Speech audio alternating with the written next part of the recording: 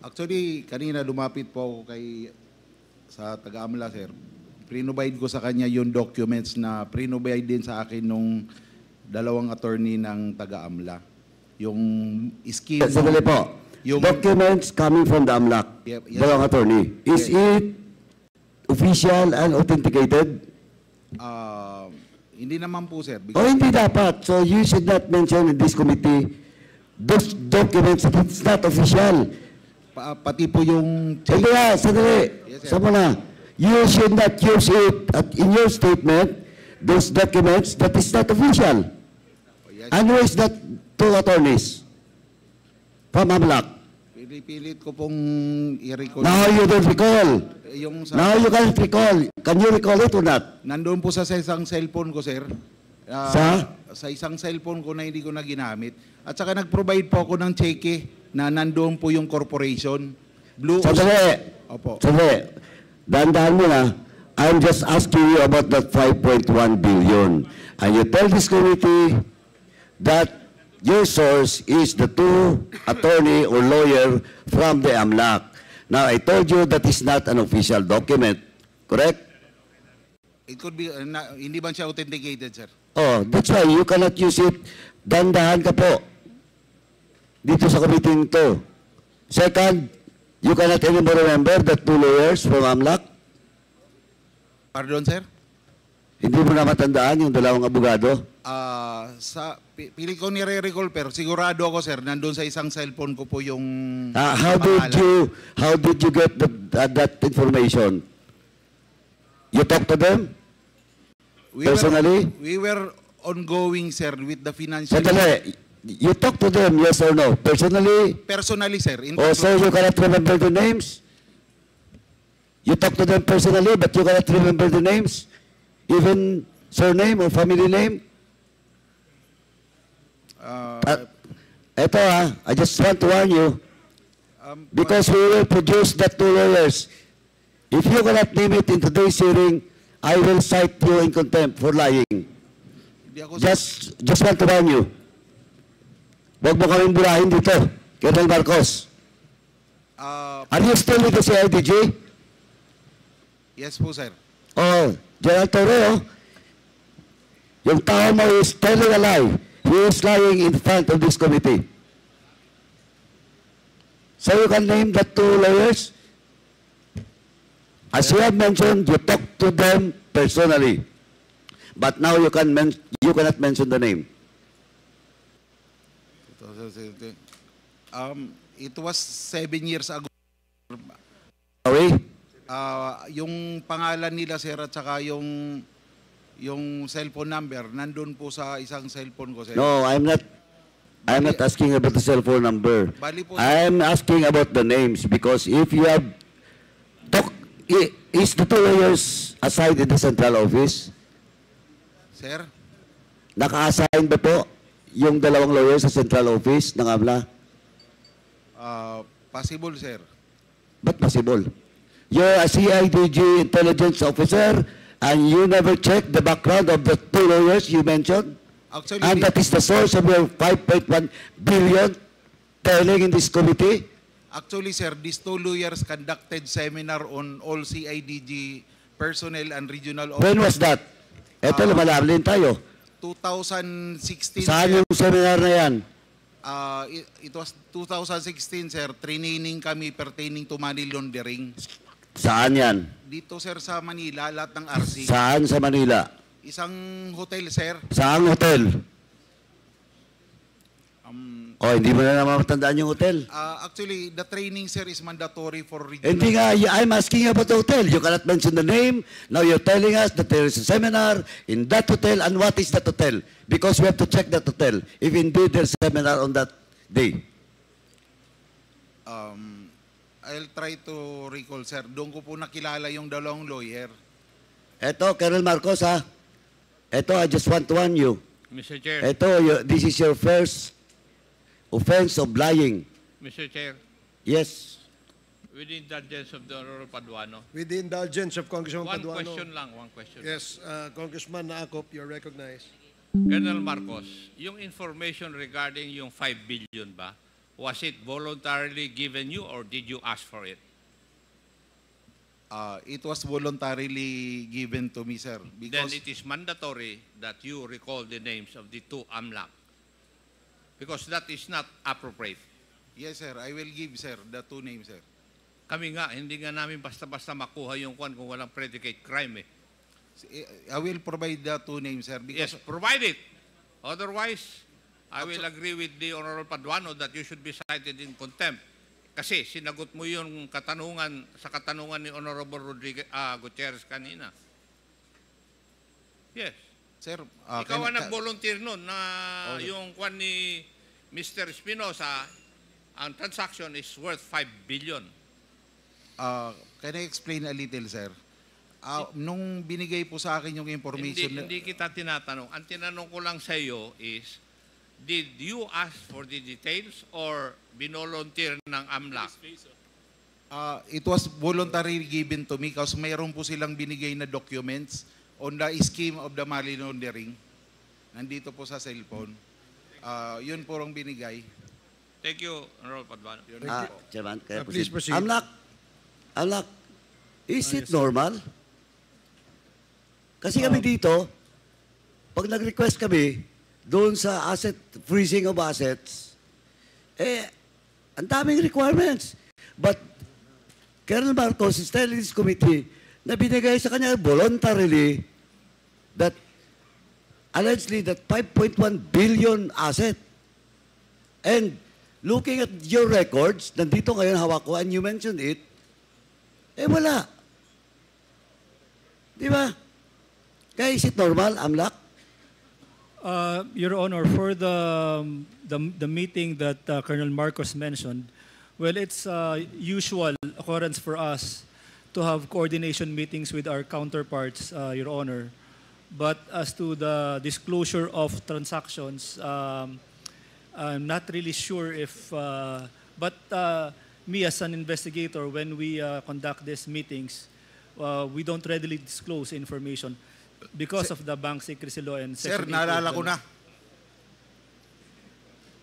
Si General Lubusan, sir, yung dalawang lawyer na taga-AMLA, inutusan niya, sir, na pumunta ng Tacloban para harapin ako, sir, because I was ongoing investigation on a Metrobank account also pertaining to drug money. Ngayon, sir, kaya ako na-meet, sir, yung dalawang lawyer. Hindi ko naman sila personal na kilala, pero sinabi ni General Lubusan doon sa AMLA dalawang lawyer, pumunta kayo kay Colonel Marcos sa Region 8. You coordinate with him. He will give you all the information. Oh, Colonel Ano Marcos, nangyari? you're now changing your story. Tama? It is how I meet, sir, the two lawyers. Sandali. Opo, sir. So you're now changing your story? Yes or no? Hindi naman po, sir. Doon ko sila Anong na-meet. hindi? You tell this committee a while ago that during your seminar, then all of a sudden, inutusan na certain General Busa, eto, problema pa, papatawag namin si General Busa. And if he deny it, lagot ka. Both occasions, sir, are true. Yung una, sir, na-meet ko sila dahil pinapunta sila ni General Ubusan sa Region 8. Mag-coordinate sa akin. Dali. After that, sir, dahil hindi si kumbinsido yung taga-AMLA sa knowledge namin pertaining to financial investigation on money laundering, nagpakandak po si General Ubusan ng seminar. Yun po. Doon ko na naman sila po na-meet uli. So nauna yung pagpunta nila sa Leyte. It was the first time that I met them kasi inutusan silang pumunta ng OTSO para mag-coordinate sa akin, may bigay ko yung mga impormasyon na kailangan nila. At the same time, sir, na-convince sila na yung mga chief ng CIDG hindi equipped pertaining to financial investigation. Mr. So, Chair. nagpakandak o, sir, ng seminar. Mr. So Chair. you're, with the indulgence of General Acop, Chairman Acop after me. Ito na lang po, is you're telling that the two lawyers you cannot mention is lying? Lying po. Lying. Because on record, there is a such thing as 5.1 billion. So they're lying, but still you cannot mention their name? It is the, sir, a Blue Oceanic Corporation Textile. No. What? Answer directly my question. Di ba? Sinabi mo 5 billion, 5.1 billion. Now we check with AMLA, wala. Now you're telling this committee that the two lawyers in which until now you cannot mention is lying? Wala naman sila dito, sir, para i-deny yung sinasabi ko. Ah, hindi. This is record. Nako, Colonel Marcos, are you a lawyer? Hindi naman po. Oh, wag kang mag-lawyering dito. Hindi po ako nagdo-lawyer. Papalusot ka. I am not a lawyer. Pero hindi ka pwedeng lumusot dito. Sir, it's an honest to goodness information, sir. Wala akong motibo, sir, na... Hindi, kaya nga yung tinatanong ko, kasi kanina hindi naman tinanong sa'yo, ikaw mismo voluntarily, when you are being asked by Kong Rods. Now, hindi mo ma-mention yung pangalan. Now, nandito na yung dokumento, official document. O still, are you insisting? Yung po kasi ang binigay na info sa akin, sir. You cannot produce the name. Then you will tell this committee that you're telling the truth. Nandun kasi, sir, sa isang cellphone ko yung pangalan. Pinipilit ko pong i-recall, sir. Pasensya na po. Bakit anong nandun sa, binigyan ka ba ng cellphone number? Nirecord ko po yung mga pangalan niya, sir. Or do you have the document, official document, that you were ordered by a certain General Bosa to meet that to AMLAC personnel or lawyers? Tinawagan lang po ako, sir, ni Director. Oh, yun ang problema. Because that instruction is verbal. Oh, verbal, sir. Oh. So verbal, okay ka? Sir? Okay sa'yo na verbal. Verbal instruction. Bali, tinawagan ako ni General Lubusan na may pupunta sa Hindi kaya nga eh. Okay sa verbal. Instruction. Na napaka-sensitive. It's all about acid nung Espinosa. Oh, they were ongoing investigation noon, sir. Oh, yun yung problema mo, Tony. Oh, ongoing po. Colonel Marcos, yun ang problema mo. Eto i-hold ko muna. Yes, Chairman Akop. Mr. Chair, ang tanong ko lang, sabi mo na naman ngayon, nautusan ka ni General Lubusan, who I presume was the chief of the CIDG then. Yes, sir. Siya ang boss mo. Inutusan o sinabihan ni General Lubusan yung dalawang AMLAC na pumunta sa iyo kasi ikaw ang nakakalam. Tama ba yung pagkarinig ko sa sagot mo? Opo, sir. Tama po, sir. Ano yung bagay na iniimbestiga ng AMLAC? At bakit lumabas doon yung 5.1 billion na sinasabi na financial transaction ni Mr. Kerwin Espinosa? Kasi during that time, sir, I was, dahil ako ang regional chief ng CIDG 8, Sinabi ba nila? sir, Sinabi ba nila na ang iimbestigahan nila yung financial transaction ni Mr. Kerwin Espinosa? yes po, sir. Yun ang specific na pakay nila, sir. Ay, mandatory na sabihin mo yung pangalan ng dalawang AMLAC. Opo, sir. Chairman, can I proceed? Thank you, Chairman Akop. Now, you should submit in this committee the names of that two lawyers from AMLAC before we end this hearing. Or else, this committee will be pushed aside to in contempt, Colonel Marcos. Sorry. Sige You po, should sir. produce. I-recall ko, sir. Now, let me proceed, Mr. Chairman. You mentioned, kaya tinanong kita kanina kung lawyer ka eh. Kasi you mentioned about compelling reasons for the issuance of search warrant. Yes, sir. O, matanong nga kita, what is the compelling reason to issue search warrant inside the jail? And it happens not only once, Colonel Marcos, it happens not only once. It happens twice during your time. Yes, sir. Tama? Yes, sir. Twice nangyari. Dalawang beses, dalawa ring tao ang namatay Yes, sir. na mga allegedly drug lords. Opo, sir. Oh, now, please answer what are those compelling reasons? Kasi nandito taga-GOJ. Tatanungin ko, Yung usually, sir, pag nagkakaroon kami ng application on other areas, hindi doon sa jurisdiction ng judge, sir, na nakakasakop doon sa dapat applyan namin ng search warrant na lugar. Ang isang compelling reason, there is reasonable, this is a valid reason na maaring mag-leak, sir, yung search warrant na ina-apply namin. Yun po yung... Okay, valid reason Opo, sir. that you can serve that search warrant. Tama? Bali, pag mag-a-apply po kami, sir, sa isang judge na sasabihin ng judge, o bakit dito kayo nag-a-apply? Eh, may judge man doon sa lugar na yon. Hindi, sandali. Opo, sir. Ikaw, Colonel Marcos, ha? Halata ka na. Ang tinatanong ko lang yung compelling reason. Hindi kung saan mo kinuha. Darating tayo dyan mamaya. Opo, sir. Kung saan ka nag-apply, darating tayo mamaya. You answer first. Sa'yo ito nagaling eh. Opo, sir. Bali, ano yung pa yung reason, sir? Yung para hindi mag-leak po yung search warrant. Kasi Sorry?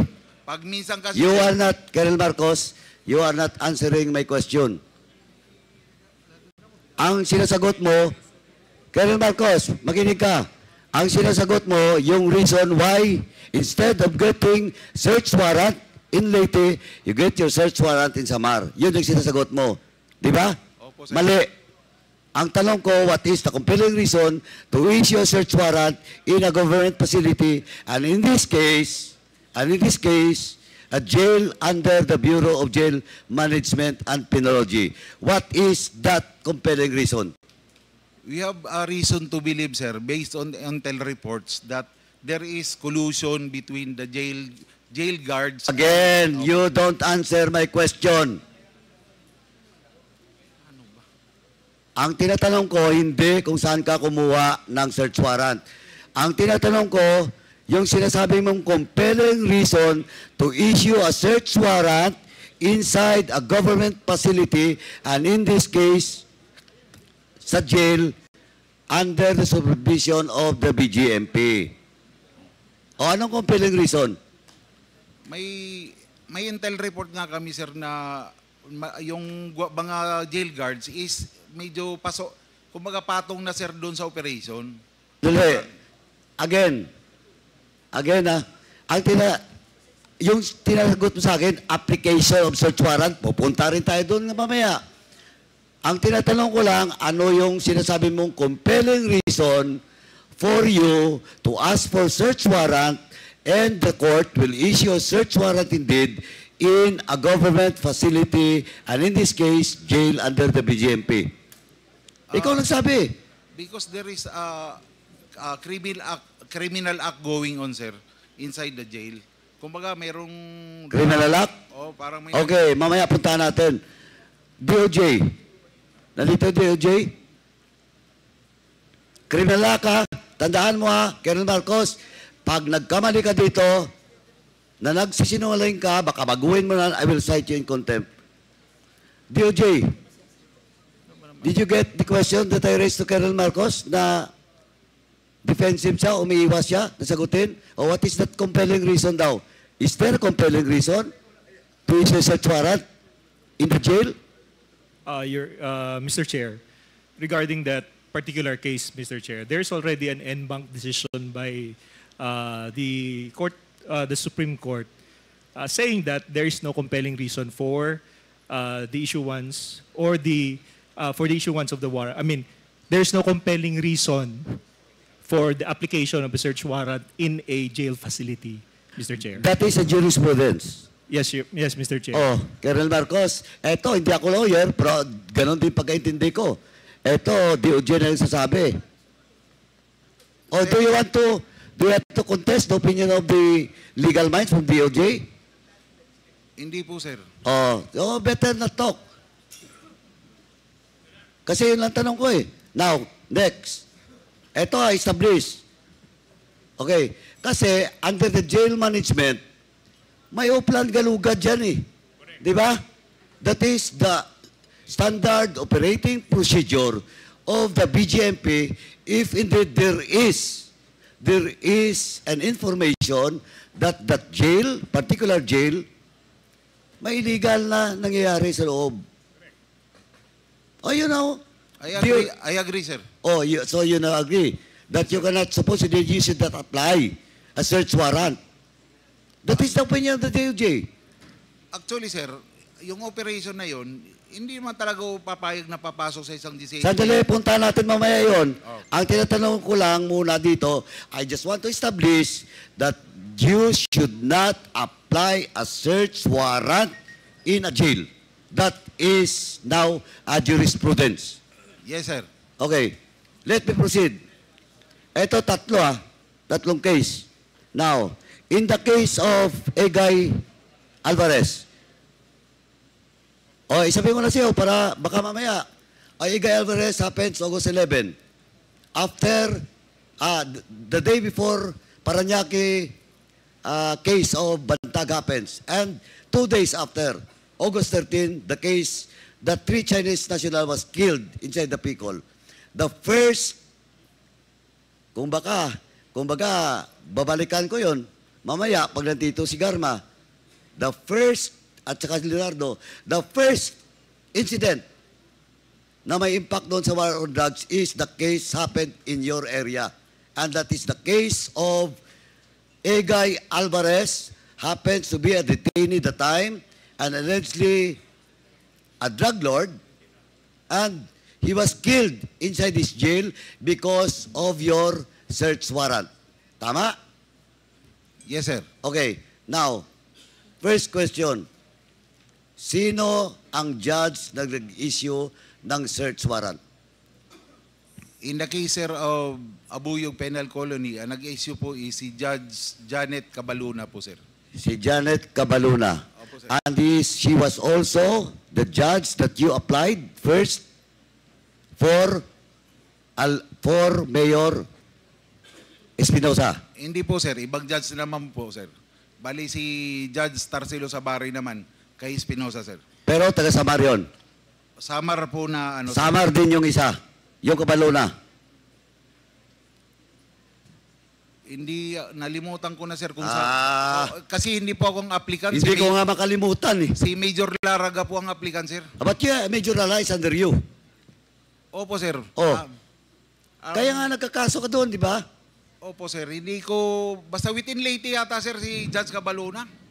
O hindi, or sama, hindi lang ako sure yung kung saan, sir. Colonel naman, kanina mo pa dinipinsahan niya, you have to take search warrant outside of the jurisdiction because the connection of blah, blah, blah to the jail and the court.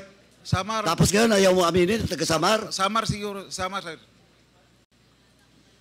Ay, hindi nga ako involved doon eh. Pero alam ko na taga-Samar. Opo, sir.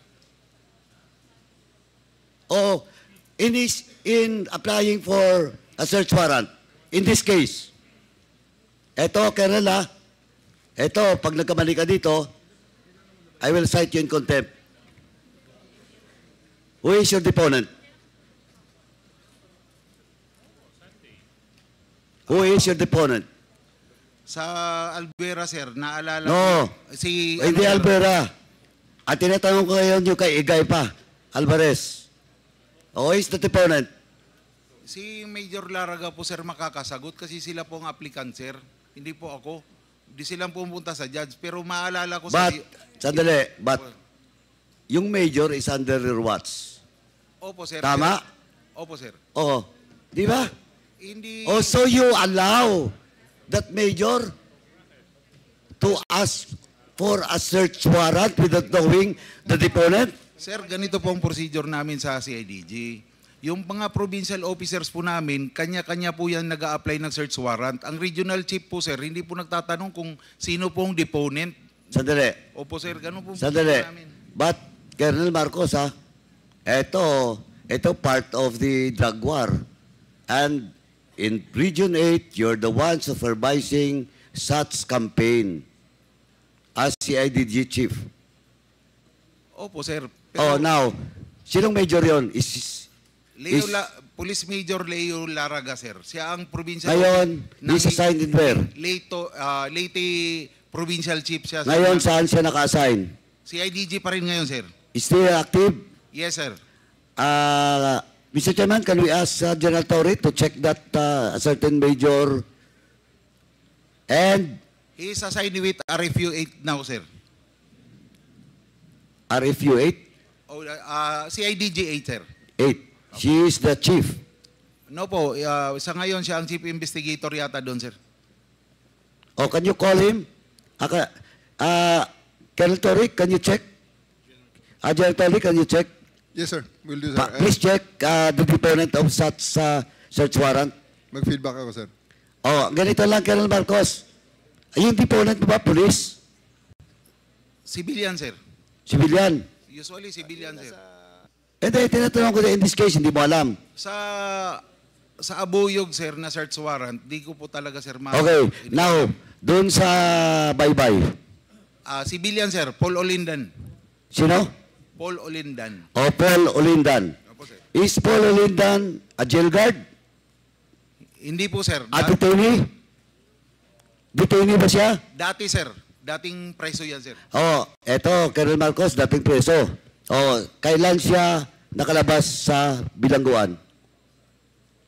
Ano siya, sir? Naka-parole. O nga, kailan nga nakalaya? Kailan nakalaya? Hindi ko alam ang... Matagal na, before the incident happened. Oh, matagal na po. Okay, now, how can a deponent should have a direct knowledge? Di ba? Yes, sir. O, paano siya magkaroon ng direct knowledge doon sa selda, sa cell ni Mayor Espinosa kung he's not anymore a detainee? Pinipilot to kasi. Gumagawa kasi kayo ng kalokohan eh.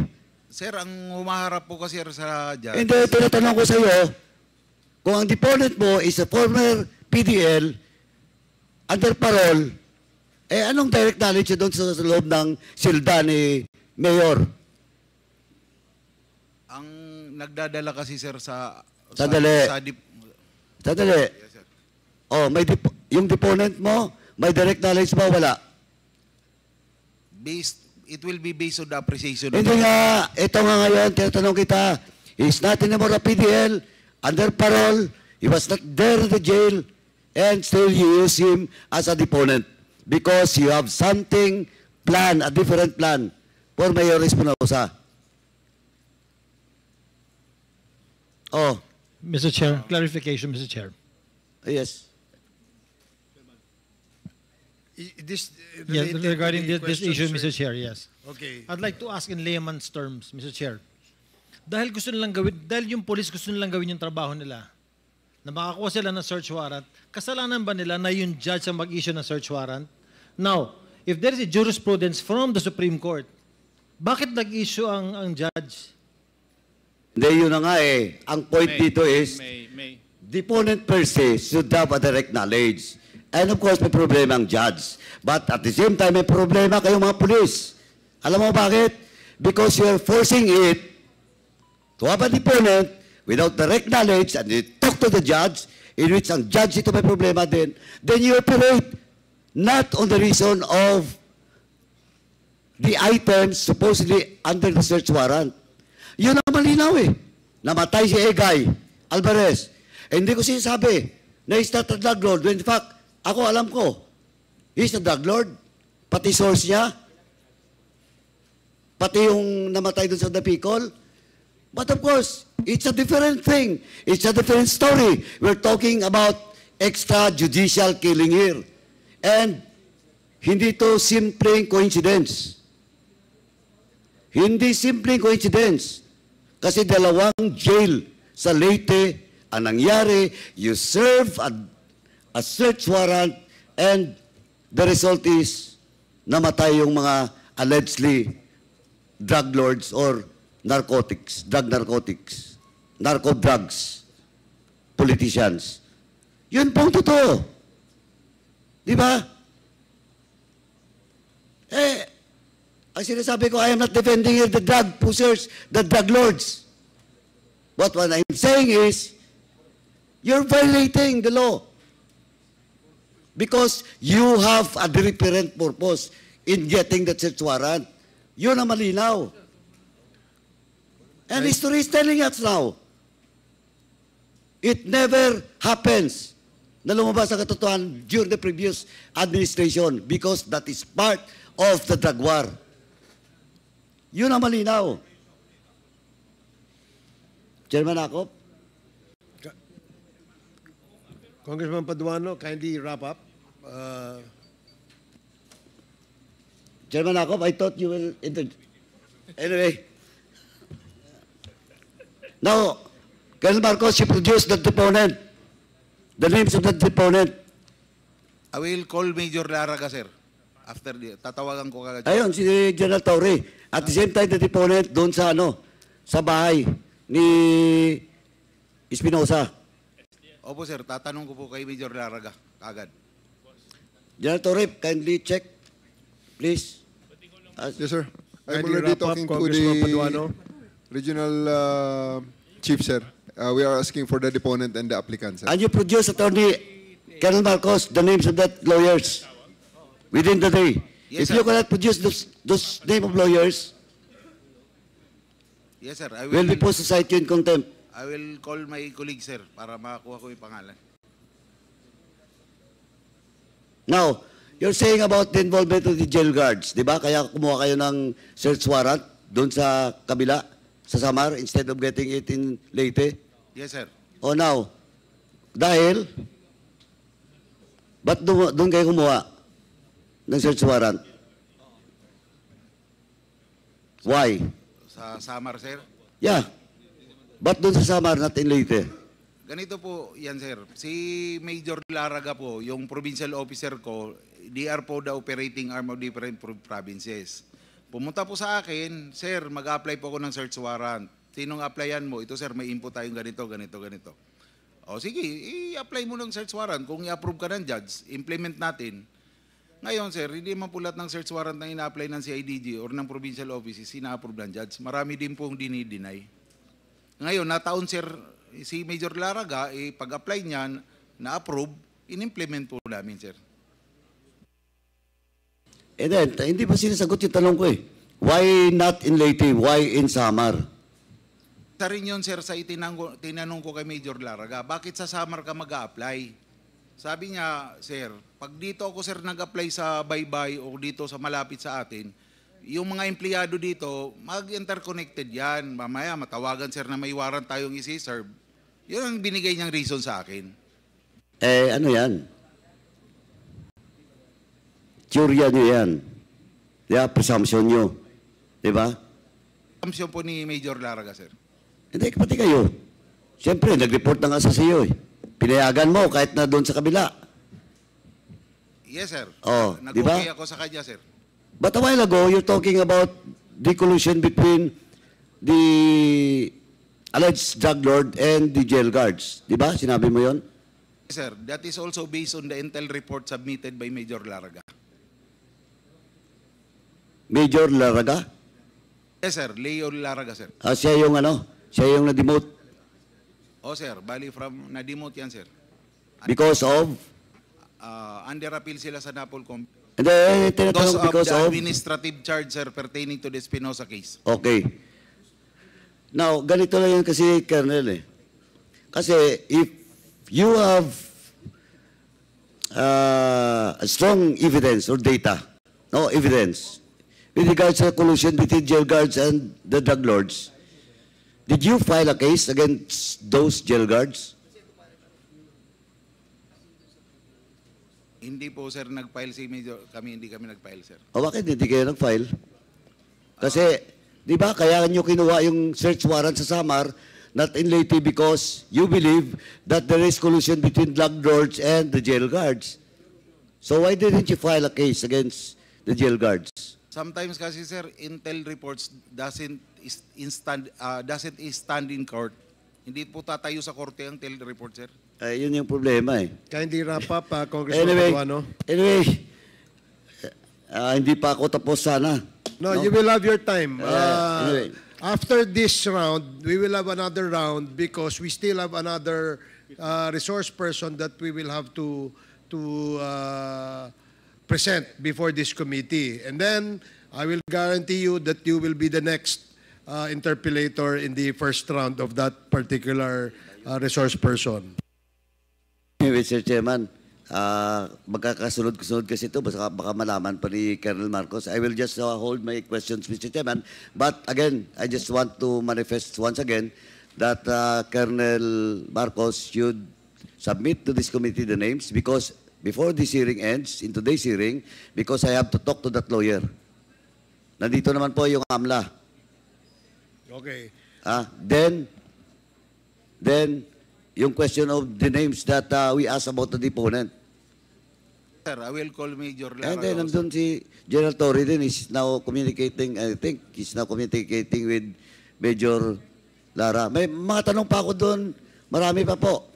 Now, lastly lang pala, Mr. Chairman, can I ask the, baka makalimutan ko, can I ask the DOJ, what Yes, are Mr. those, Chair. what are those reason or requirements, legal requirements that the case of Igay Alvarez, in the case of in which and the case of Mayor Alvera, in which police officers are involved in the death of those allegedly detained drug lords. What are the basis or reasons for it to be reopened? I'm very again, Mr. Chair. I'm here actually for the Pogo related issue, so I'm not very familiar with their cases, sir. I'm just a while ago I was answering on the questions regarding this particular incident based on the decision of the Supreme Court that I just read, but. As of now, I'm still, I'd like to refer back to our main office so that we could inquire upon it. Please, please. Yes, sir. Now, can I get the opinion na lang, last na lang, Mr. Chairman, can I get the opinion of our dear colleagues, former colleague, he is also a top-notch lawyer, may kababayan in Bacolod, Congressman Nery Colmenares, with regards to possible reopening of cases, no? Of the case with doon sa kay Egal Alvarez. And the same kasi, namatay doon sa loob ng jail. And I do believe that may problema po sa process. And I also do believe that the purpose of that trade, no, and the search warrant is not to get what is what is in the search warrant, but the life of the two PDLs. Yes, Mr. Chair. Thank you, Mr. Chair. Yes, there is always that possibility of opening up these cases, Mr. Chair. Secondly, the issue of search warrant factories had been an issue. That's why the Supreme Court was even forced later on to say na hindi pwede yun. You're using, because many people died because of these search warrants issued by Metro Manila judges, Mr. Chair. So in cases such as this, misuse of the legal processes of the law or heinous crimes like crimes against humanity, for example, Mr. Chair, this can always be opened anytime, Mr. Chair, especially since they do not prescribe, Mr. Chair. Thank you, Mr. Chairman. Thank you, Congressman Nery. Thank you. Thank you, Congressman Paduano.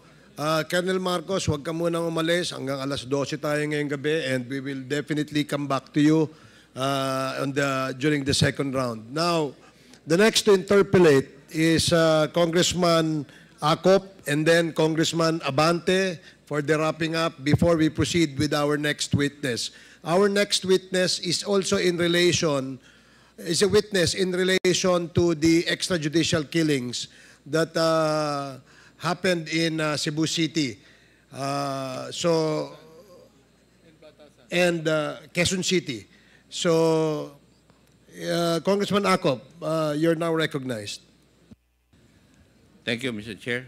Natanong na yung karamihan na tanong. But first, may ask Pedea, how was the late Mayor Rolando Espinosa and Kerwin Espinosa described in the original list of the war against drugs? Ano po ang nakadescribe doon sa inyong files? Your Honor, in the original list, they were described as drug lords. Both of them? Yes, Your Honor. Okay. Now, Mr. Espinosa, hindi ko na po kayo tatanungin tungkol dun sa event sa tatay ninyo. Kasi, as your lawyers very well know, I consider them as hearsay. Kasi hindi first-hand information yung sagot mo sa akin. Di ba? And you can ask your lawyers. Tama rin po ba? Yes. Now, Ang gusto ko lang pong tanungin sa inyo is, doon sa inyong affidavit, sinabi ninyo na sumunod lang kayo sa plano. Ano po yung plano na sinasabi ni then Chief PNP Bato de la Rosa? Pakilinaw po yun. Sa Mr. Chair, sa pagkaintindi ko na plano sa patungkol doon sa sinasabi ko, ang plano ay idiin ang mga taong binigay niya na pangalan, idiin sa kalakaran ng droga at protector ng droga. Specifically, si Senator De Lima, Senator Laila De Lima, Peter Lim, Peter at saka Lim, Peter Ko. Peter Ko, Lovely Impal, Yes. at General Luot. Dahil nung panahon na yon, nagkakaroon ng hearing sa Senado tungkol sa participation ni Senator De Lima sa illegal drugs doon po sa Bilibid. Tama po ba yan? Yes po. Yes, tama. Now, noong panahon na yon, yung driver ni Senator De Lima nagtago, di po ba? At eventually nahuli. Oh, tama po yun, Mr. Chair. Kaya nung ikaw ay nanggaling o nakuha sa Dubai, dinala ka rito sa Camp Crame, doon kayo nagkita ni Mr. Dayan. Hindi po kami nagkita, Mr. Chair. Through cellphone lang po kami nag-usap at hindi kami nagkita personally. Bakit kayo dapat mag-usap? Kanino pong utos? Kay General Bato po, Mr. Chair. Ano dapat yung pag-usapan nyo sa utos ni General De La Rosa? Mr. Chair, mag-usap daw po kami, Mr. Chair, ng tungkol doon sa mga date na binanggit namin at sa mga lugar na nangyari. Kung saan nangyari kasi hindi nagkatugma ang mga statement namin sa panahon na yon. Bakit kailangan magkatugma yung statement mo at saka statement ni Dayan? Para siguro, Mr. Chair, na paniwala ang isang senaryo. Kasi kayo po ay resource person dun sa Senate hearing? Yes po, Mr. Chair. Okay. Anyway, alam mo naman siguro habang ikaw ay nandun sa Abu Dhabi na merong sinabi si President Duterte na based on reports during that time, shoot them if Leyte Mayor son resist arrest. Nalaman mo rin ba ito? Opo. Yun din ang dahilan na ang plano ko talaga, hindi na talaga umuwi dahil ako mismo nakakita sa balita sa CNN na sinabi ni Presidente na po sila basta musukol. At nalaman mo rin ba na si General De La Rosa, who was then the Chief PNP, ay nagbigay ng shoot-on-sight order laban sa iyo when he stated in a news article, De La Rosa to Abuera Mayor Sanz, surrender or die? Yes po, Mr. Chair. Yung tatay po ninyo sumuko sa otoridad noong August 2, 2016. Tama po.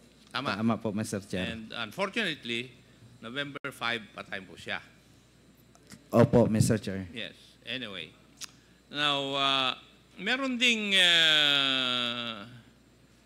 ang happy ng Albuera noon ay si then Major Jovi Espinido. Yes po, Mr. Chair. At alam mo rin ba na pinagre-resign niya yung tatay mo?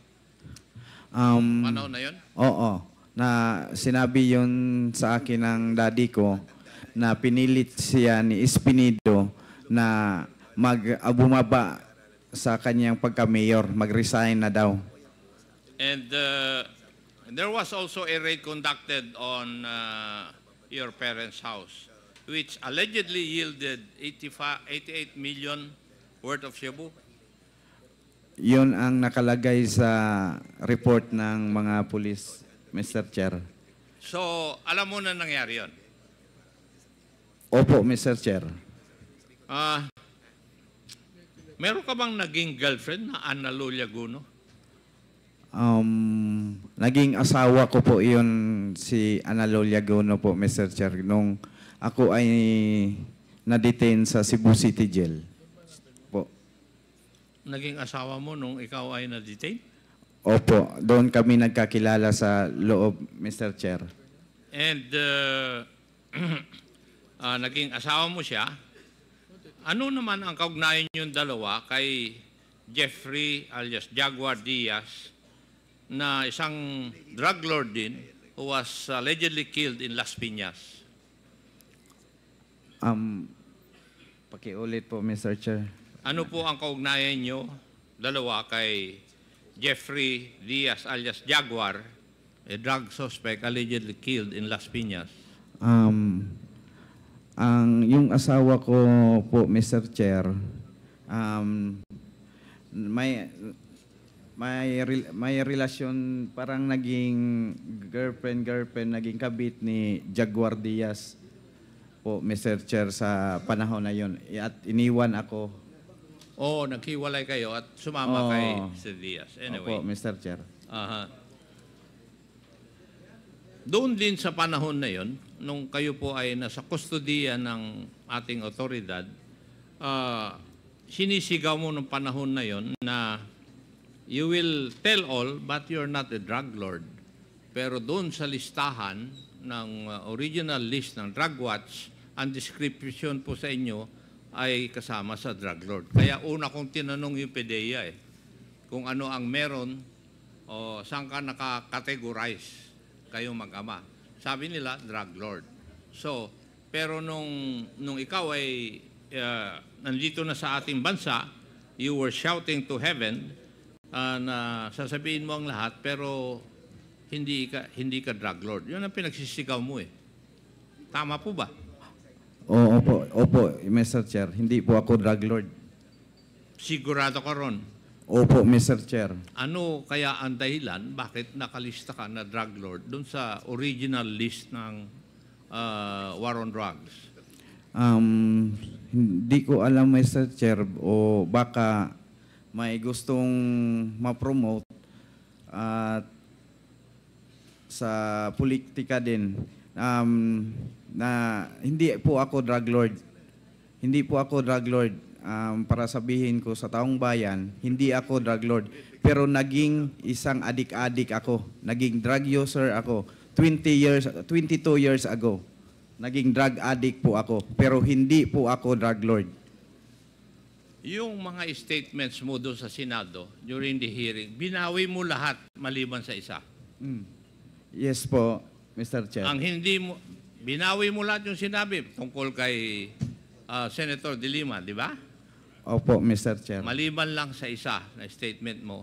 Yung statement mo na paghihingi ni Colonel Marcos ng 3 million, yun ang hindi mo binawi eh. Tama? Tama po, Mr. Chair. At nakalista rito kung paano ang paraan, paano hiningi at paano ibinigay yung pera ng tatay mo kay Colonel Marcos. Tama po, Mr. Chair. Yes. Thank you. Now, may I know why Colonel Marcos is not around?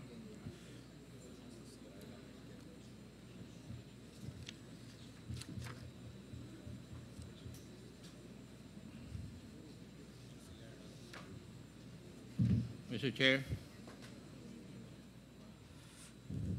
Yes, Wala po Congressman. si...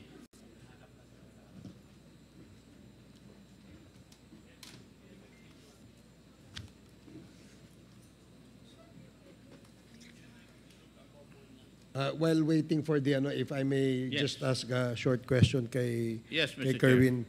Kerwin, ano bang negosyo ng pamilya nyo sa Albuera? May hotel po kami, Mr. Chair. Hotel. Hotel po. Pwede bang Sa inyo yan. Sa inyo yan. Kayo may-ari mismo ng hotel. O may Opo. pamilya nyo lang? O may Pamilya, mga kasosyo pamilya. kayo? Pamilya namin po. Pamilya lang. Sige. Colonel Marcos is ready here. Please proceed. Yeah. Thank you, Mr. Chair. Colonel Marcos, Yes, sir. how long have you been in the service? Bali, nag-30 years, sir, nung May 2, sir. 30 years and May 2. Out of the 30 years, how long have you been with CIDG? Since July 2016 up to present, sir. Hindi mo sinasagot yung tanong ko eh. Ah, Gusto mo sorry. pa mag-addition pa ako o mag-subtraction eh. 16, Kaya ko nga tinatanong sa'yo, ikaw dapat nakakaalam kung ilang taong ka na sa CIDG. 8 years, sir. 8 years. Continuous yun or may break? Continuous na naman po, sir, except nung na-restrict, si IDG pa rin naman ko nung restrictive custody ako, pero till sa time na nakulong kami for 4 months, pero ano kami, sir, automatic leave of absence, pero si IDG pa rin yung unit namin. Gerald Torre, is Gerald Ernia present? Kindly please take your seat.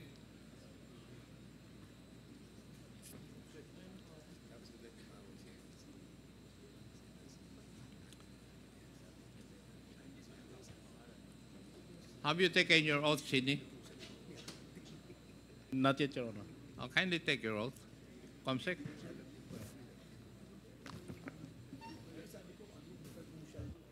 Please raise your right hand. Do you swear to tell the truth, the whole truth, and nothing but the truth in this public inquiry? So help you God. Yes. Yes, sir. Thank you.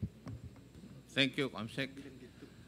Gerald Ernia, how long should a police officer stay in a certain position, pursuant to your rules and regulations? In our existing policy, Your Honor, for key positions like CIDG, as regional chief, the maximum tenure is 2 years, Your Honor. That's the maximum. But you Maximum, can relieve, you have been relieving people even if they've stayed there in that position for only 1 year. That's possible, Your Honor. It's happening. It's not possible. It has happened. Yes, it's happening, Your Yes. Honor. Hindi, huwag mong sabihin na it's possible kasi ginagawa ninyo eh. Now, Gerald Torre, is that also your policy at the CIDG? Are you following the policy of your national headquarters? Yes, sir. And may I know why Colonel Marcos is still occupying that post? Sir, he is already relieved, sir, since 2 days ago, sir. 2 days ago. So wala na. Yes, sir. So ngayon nyo lang sinunod. Nung dumating ka, saka lang nasunod yung policy. Kasi nung panahon ni... kasi tinanong ko rin yan nung nandito si Gerald Karamat eh. And he was not able to remove Colonel Marcos from that post. Kaya tinatanong ko. Thank you. Now, kanina, Colonel Marcos, you stated na yung 5.1 billion na financial transaction ay nanggaling sa AMLAC na kumausap sa iyo sa isang seminar, pangalawa nung nautusan ni Gerald Ubusan na pumunta yung mga AMLAC representatives doon sa lugar mo, sa jurisdiction mo. Tama?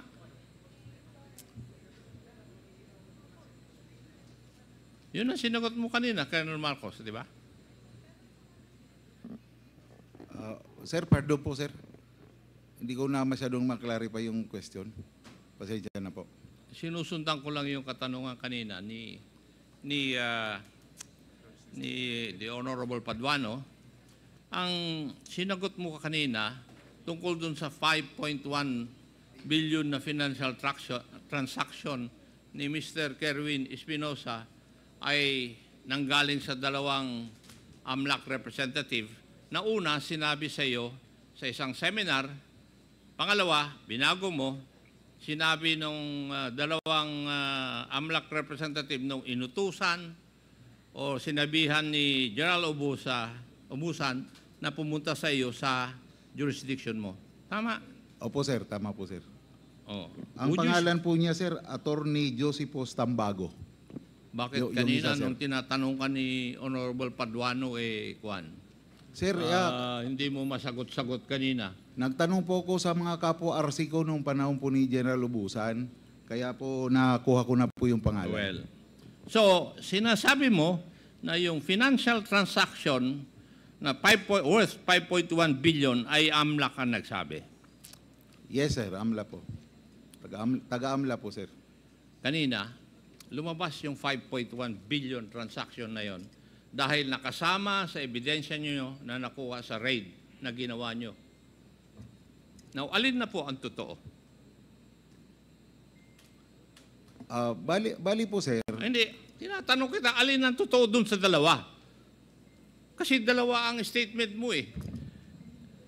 Nag-umpisa po yung... Kanina, ang sinabi mo doon sa pagtatanong ng isa sa aking mga kasamahan, doon sa raid na ginawa ninyo, ay nakita ninyo yung mga dokumento na merong 5.1 billion transaction. Pero nung si Honorable Paduano ang nagtatanong sa iyo, sinabi mo, AMLAC ang nagsabi sa iyo. Definitely, Colonel Marcos, you're lying. Based on the figure po yan. You want me to get the records or the minutes of this hearing? Sir, Kahit na may edad ako sa iyo, pero matalim pa rin yung aking pag-iisip. Sir, pwede pa ako mag-explain ng konti, sir? Hindi, sagutin mo muna ako. Alin ang totoo dun sa dalawa? Yun ang tanong ko, hindi mo pa sinasagot eh. And I can cite you for contempt. Bali po, sir. If you fail to answer, because under Section 11, failure to answer any question from any representative of this House will merit contempt. Totoo po yun, sir, na... Alin ang totoo? Totoo po yun, sir, na binigay ng AMLA yung information sa figure, pero totoo din po, sir, na based sa read ni Espinido, doon namin nakuha ang impormasyon sa Blue Oceanic Corporation Textile na binigay namin si AMLA para tingnan, kasi silang na lang naman, sir, ang nakakakita sa bangko kung magkano, sir, ang laman. Di po wala kaming idea during that time na raid, nung pinaila namin ng kaso, ang meron lang kami, yung pangalan lang ng corporation. So binigay po namin yan sa AMLA, sila po ang nag-imbestiga kasi wala pong kapas ang PNP. Kaya later on, sir, nung nakita kami... May naunang nagtanong sa iyo na congressman dito.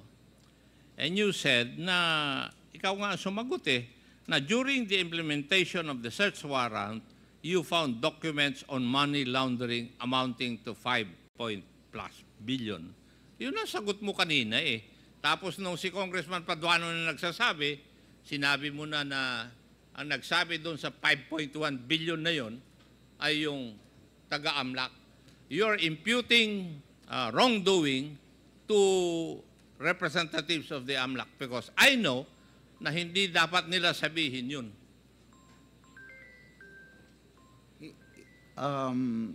Hindi naman... Siguro, kasi kung kami nga nagtatanong sa AMLAC, hindi nila sinasabi.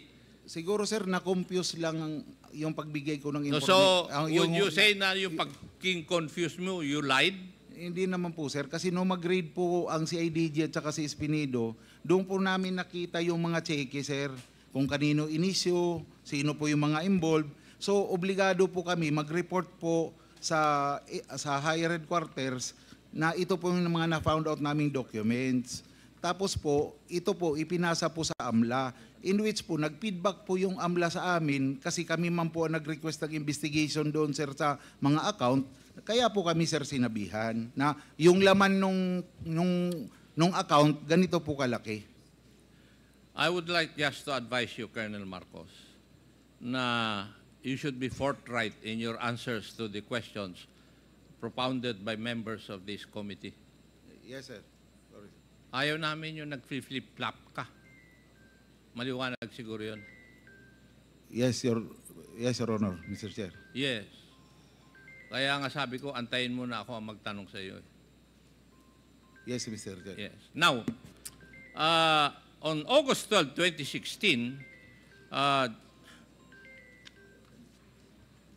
jailed drug lord Edgar Alan Alvarez was shot dead inside the maximum security compound of the Leyte Regional Prison in Abuyog, Leyte. Tama.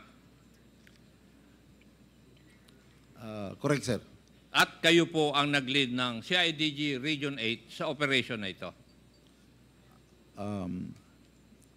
Hindi po kami ang main lead, but our role, sir, is to the application of search warrant. It was led by the Police Regional Office 8, sir. It was led By the mismo, sir, ng Police Regional Office 8. We, as supporting unit, our role was to apply for the search warrant. Okay. Sige. Alam mo, Iho, wag mo akong pagbubulahin sa operation ng CIDG. Kasi naging chief ako ng NCR CIDG hanggang ako yung naging head ng National CIDG. And you're not being forthright in your answers.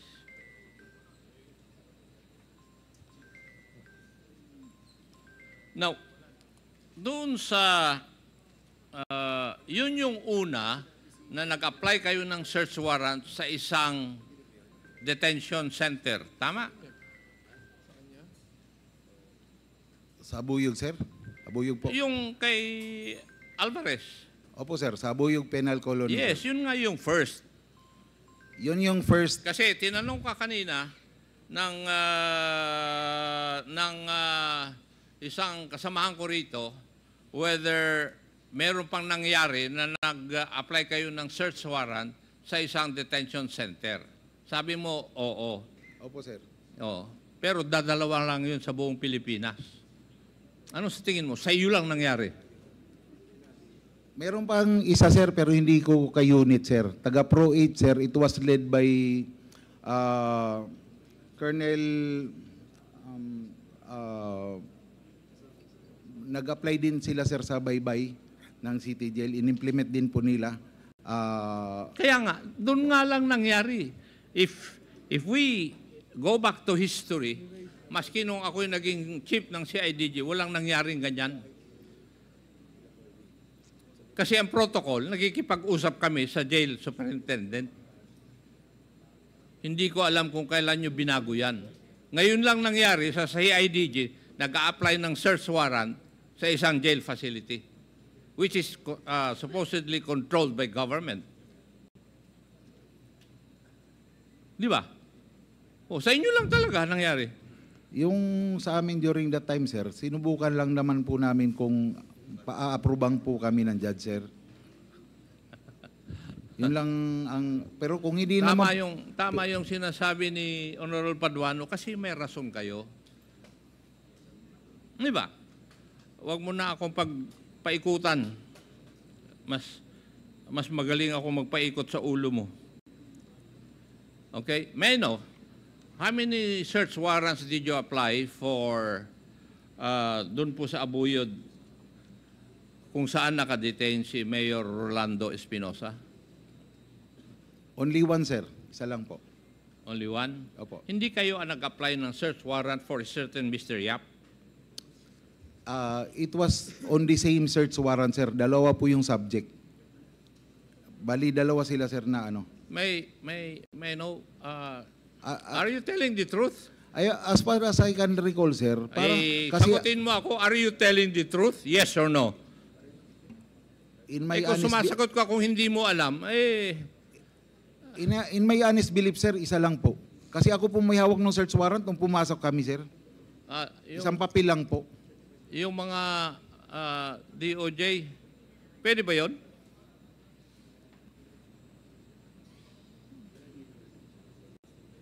You applied, based on official records, Colonel Marcos, you applied for search warrant on cells 1 and 2. Tig-isang search warrant.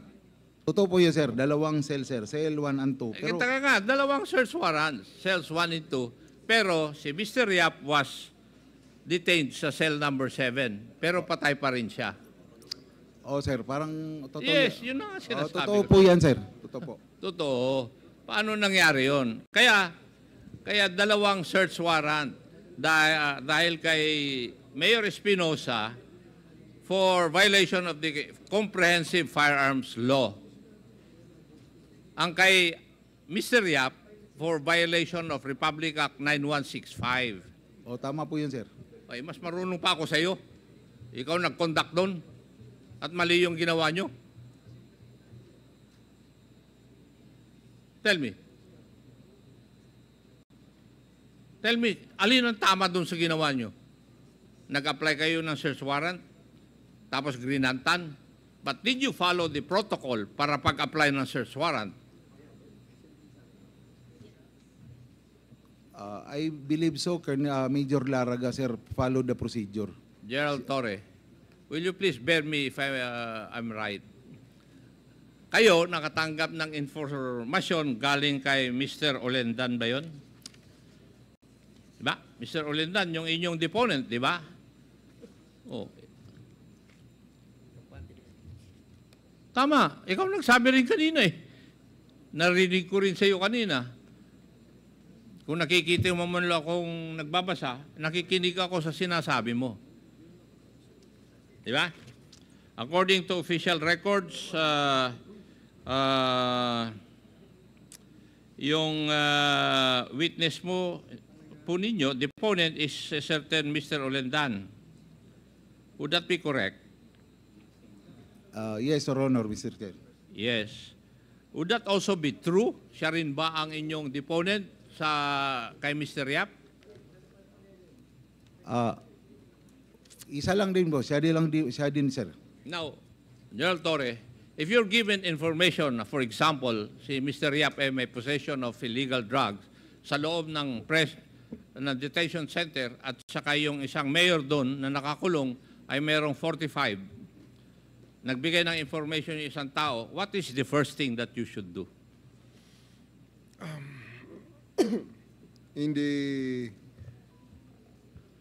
Would you believe hook, line, and sinker yung sasabihin ng deponent na yun? O yung informant na yun? I will check, of course, sir, the veracity of the information given to me. And that is what we call the vetting process of the information.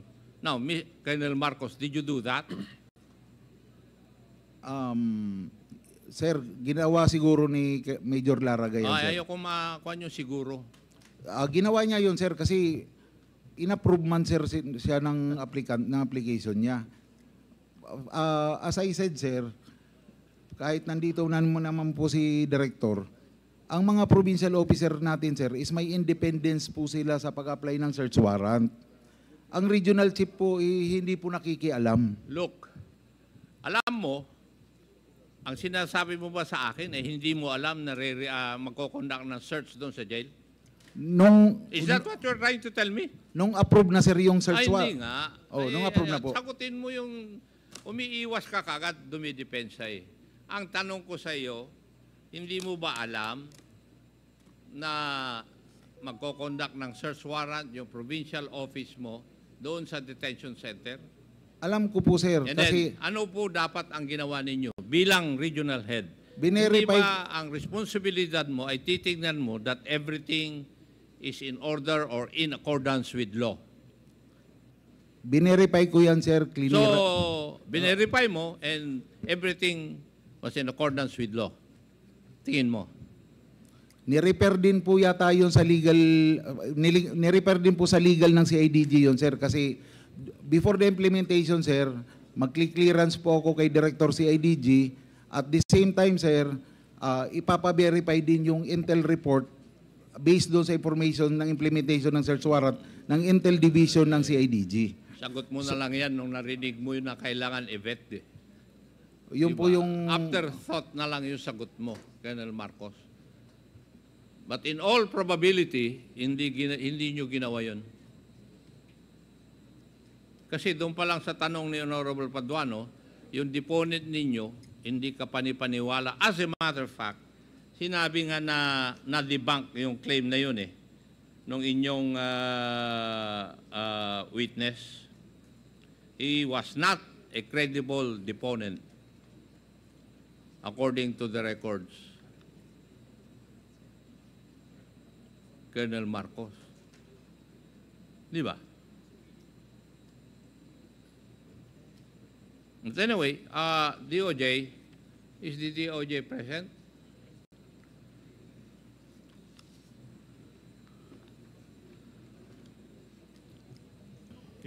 Yes, Mr. Chair.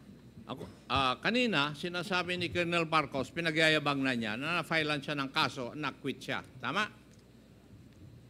That is what I heard. That is what you heard. Yes, Okay. Mr. Chair. Yun ang sinabi niya, di ba? Kasi, tama nga rin po yung sinasabi niya na since nagkaroon po siya ng trial, he has been arraigned, double jeopardy will set in. Tama po. Yes, yes, Mr. Chair. And would you agree with me that the only way that the case can be reopened is if there is a decision that there was a mistrial? That is correct, Mr. Chair. That is correct. Thank you. Thank you, DOJ. Pag-aralan mo yun, Colonel Marcos. Thank you, Mr. Chair.